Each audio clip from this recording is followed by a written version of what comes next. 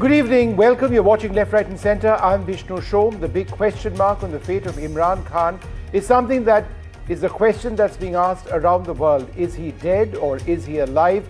Has there been a silent coup in Pakistan with Field Marshal Munir reinforcing his strength through amendments of the constitution of the country? But it's been 27 odd days since Imran Khan has been seen by his sisters, his family. Just a few minutes back, I spoke to Imran Khan's sister, Noreen Niazi, in this exclusive interview.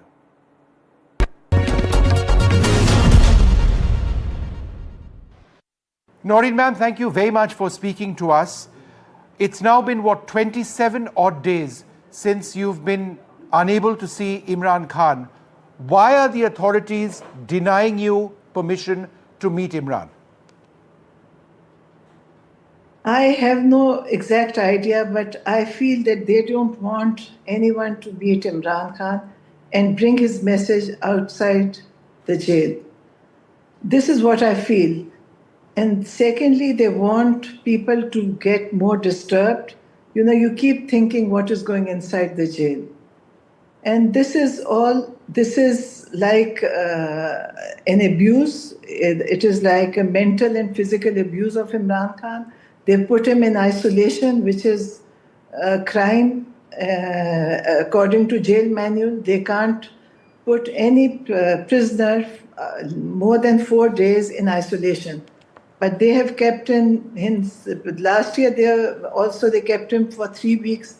Again, he's in isolation for, I think, almost a month. Ma'am, there were concerns about his well-being. There were all sorts of rumors on the internet. Do you believe that he is physically all right? I think he should be physically all right.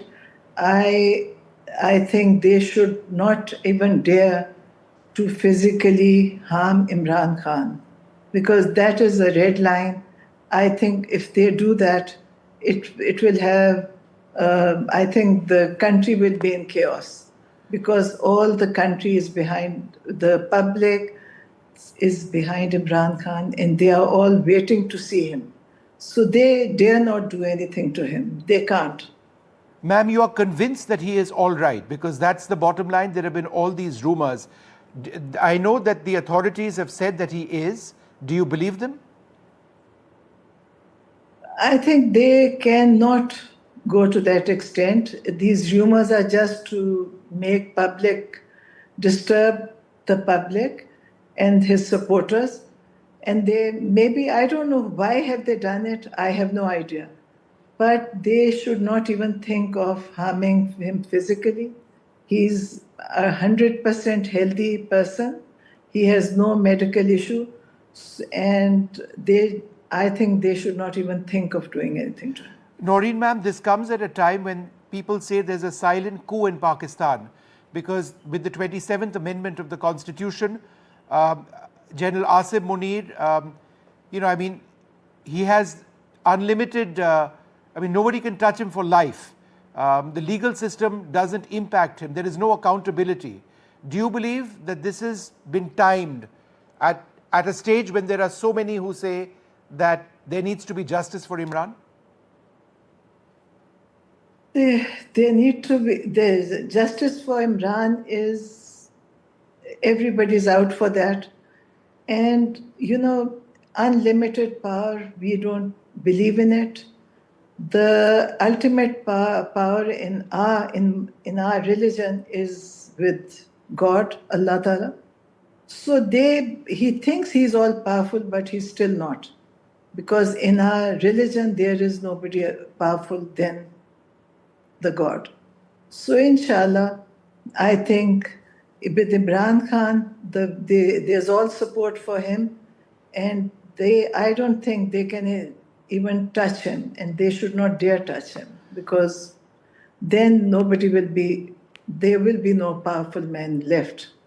Ma'am, do you believe that you need to strike a deal with the government? Are you willing to do that to get Imran out? No deal. Imran Khan is going to, he has talked about it. They have sent people to talk with him, but he won't make a deal, and they want him to say say sorry. For what sorry? What they have done, they want him to say that the 9 May false flag was done by Imran Khan, which was not. It was their plan. They have done it, and they want him to take the responsibility. He won't. And instead of him saying sorry, you will see, they will ask him, they will apologize, and he will be out. And ma'am, just one or two questions. I know you need to move on. There is now, according to the new law, the judges can be transferred by the President of Pakistan, which basically means that the judges will be bound to listen to what the President has to say. For someone like you, who relies on the legal system for justice for Imran, is this not a problem? Everything is a problem now because there is no justice system left.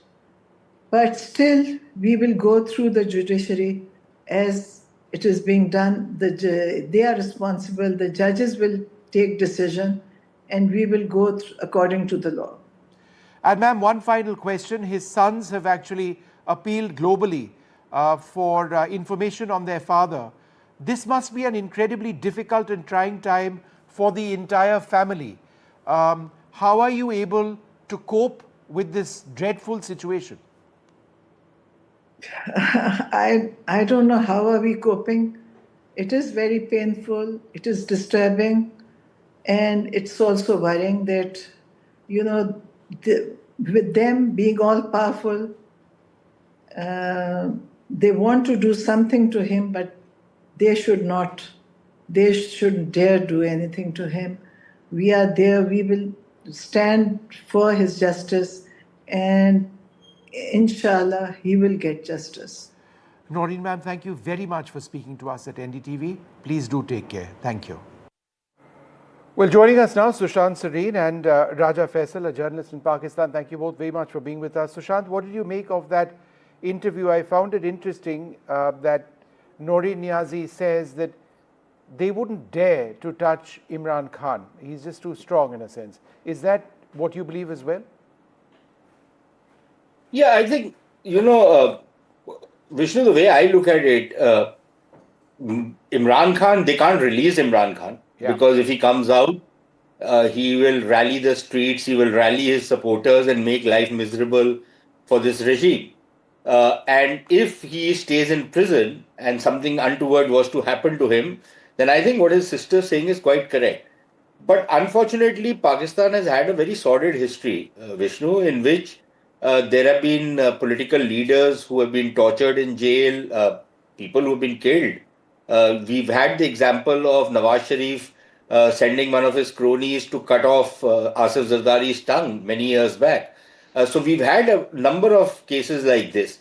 And there is a real fear that Imran Khan, given the kind of stand he has taken against this particular regime, is really a noose around their neck if he was to ever come out. So they can't allow him to come out.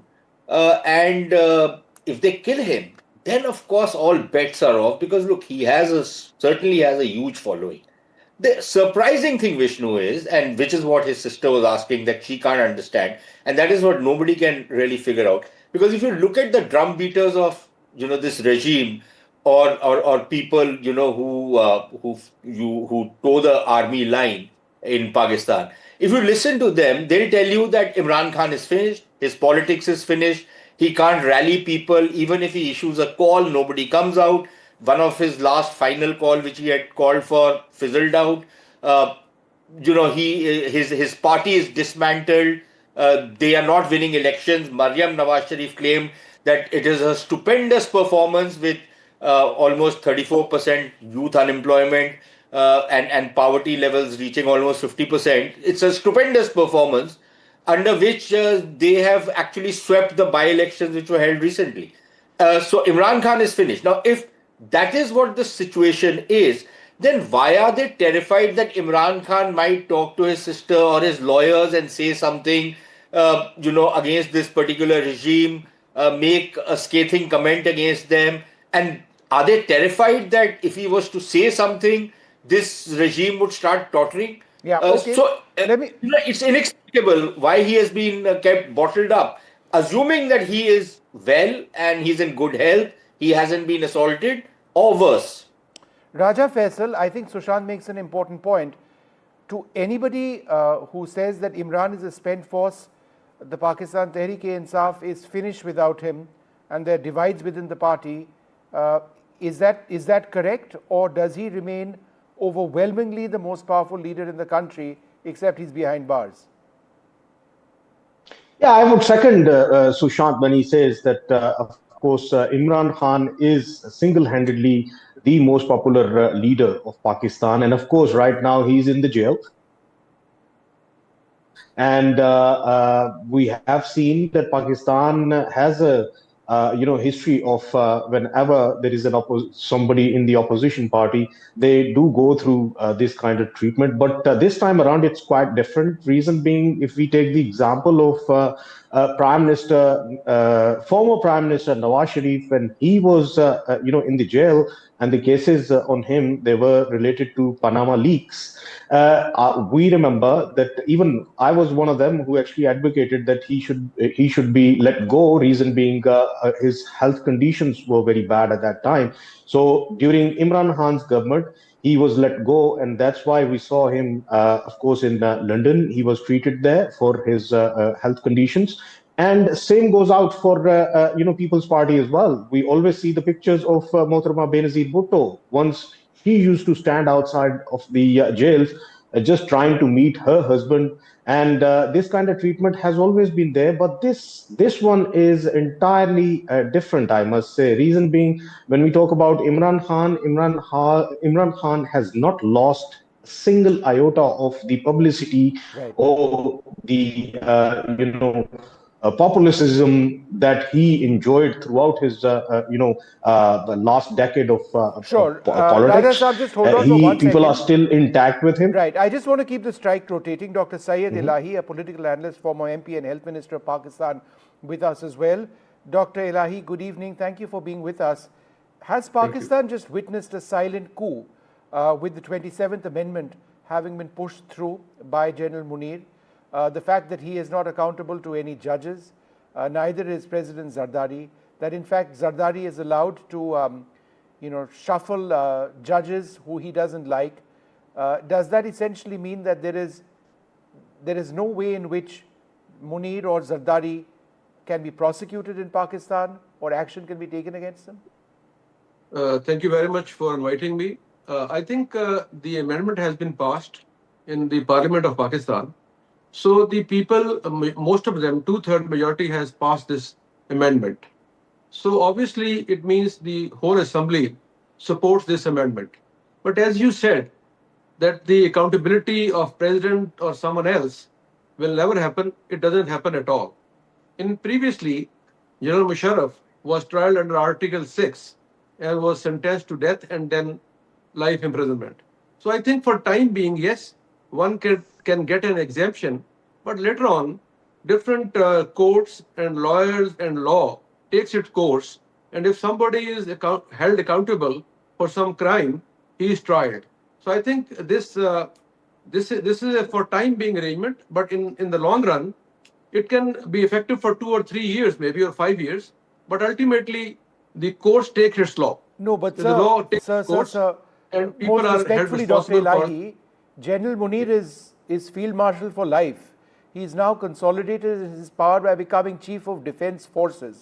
So he's General Field Marshal, Chief of Defence Forces, Asim Munir. I mean, he's had this amendment pushed through in a sense. You can say it's been done by Parliament. But is this not Pakistani dictatorship in a more strident form than we've seen in the history of Pakistan? I think every country has its own conditions. In Pakistan, we are facing different problems, like in TTP from Afghanistan and other uprisings, and different law and order situations. So Pakistan is not easy to rule because of its tribal background and tribal culture also. As you know that even big cities or the surroundings have a culture which is tribal. So I think to handle those situations and this culture, you need a very strong government and also the support of army and armed forces to control things like, as I told you, TTP cannot be controlled by civil administration or police. So army has to take its role in KP or Afghanistan border or Balochistan border. Syed Saab, just so one that's sec. why Sushant disagrees. Sushant, what Dr. Elahi is suggesting is that there is no space for civilians to rule Pakistan because of all the problems that he's some stated. areas, no. Vishnu, I don't know. I find it quite hilarious listening to Dr. Elahi and the defense he is giving of what is very clearly a power grab by the military. You called it a silent coup. This was a coup through parliament. You arm twisted the parliamentarians. It's a rubber stamp of a parliament. These guys were not even elected. 90% of them won through fake elections. Most of them had lost their seats. So this is the parliament that Dr. Elahi is speaking so eloquently about. And see, the Pakistanis haven't been able to decide, do they want a democracy or do they want a dictatorship? They should decide once and for all. Just let the guy in uniform run the country.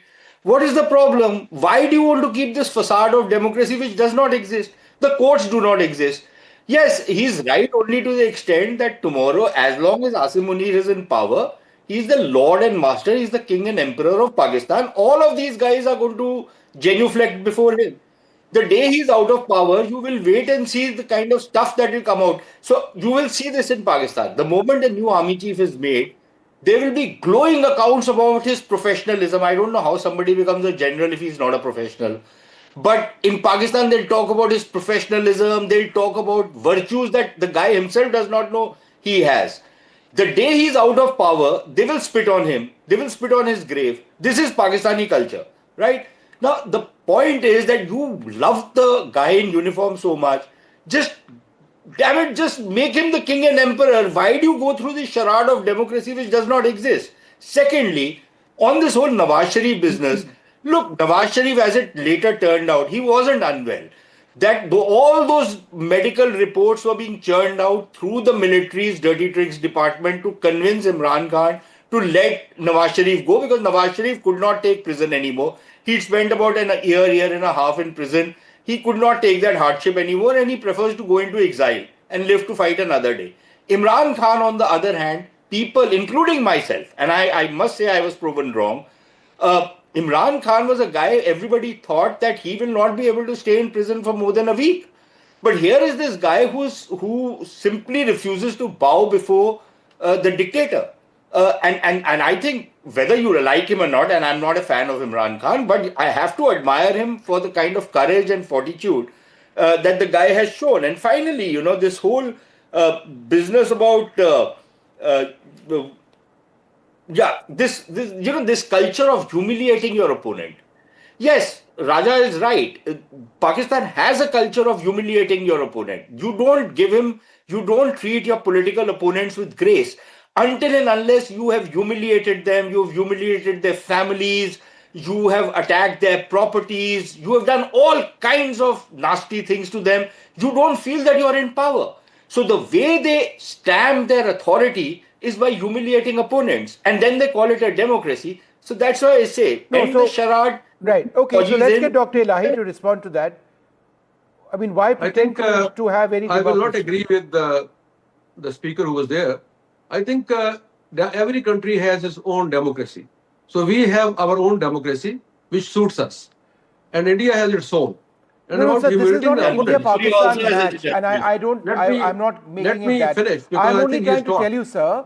I'm just trying to understand. I think Sushant makes an important point. Why have a facade of a democracy when the military has always been in power? Even now, no, it's not like this. In Pakistan, military is sharing power because of different reasons, as I told you before. Other thing is that humiliating the opponents. What is doing BJP? Even Mr. Modi, they are humiliating their opponents. No, sir. I have no problem in talking about the BJP and the Congress in India. In Pakistan, this is not India-Pakistan, sir. I'm only trying to understand your country. I'm comparing about humiliation. When it was mentioned, so in politics, every country, they humiliate their opponents. India is the biggest example. Okay. But as he said about democracy, that in Pakistan, most of the people who were elected, he was my other speaker was saying about election and all that. I think all elections have been verified by courts. So now the people who are elected are in the parliament, Dr. in Elahi, Senate. Dr. So they Elahi, have I all must the come right in over to here amend the law I'll let you and have to the run the final government. word. But Dr. Elahi, Yeah. where are the courts if the president of Pakistan, It who all present works there. under the thumb of the general, can actually decide sir. what happens to a judge? A judge can be Sir. transferred at will.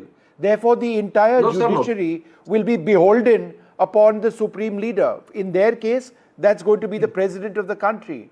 How can the president of a country decide if a judge goes here or a judge stays there? Therefore, Sir, where is the law of the no country? Where is the law of the in land no country, ultimately? in no country, there are many, like in Pakistan, there were only 35 political cases and 1.9 million other cases. So judges were politicized and they were deciding about political things, not about general people. They were not deciding 1.9 million cases. They were concerned about 35 cases. So the new amendment has curtailed them and forced them to decide about general people's case And or so 1.9 everything about million political cases. leaders is beyond accountability. That's what you're saying. No, nobody is beyond accountability. Pakistan has the worst accountability because every politician has gone through accountability process through Sir, different accountability Field courts Marshal Munir has and even ensured that he is authorities. not accountable to any judge. Neither are your armed Who? forces chiefs and neither is President Zardari because of this constitutional amendment. How can No, because political that I leaders... told you before that they are not accountable right now. But ultimately, everybody will be accountable to the But courts. how will that happen, sir? It will happen as it happened before. How is As that? Musharraf was tried.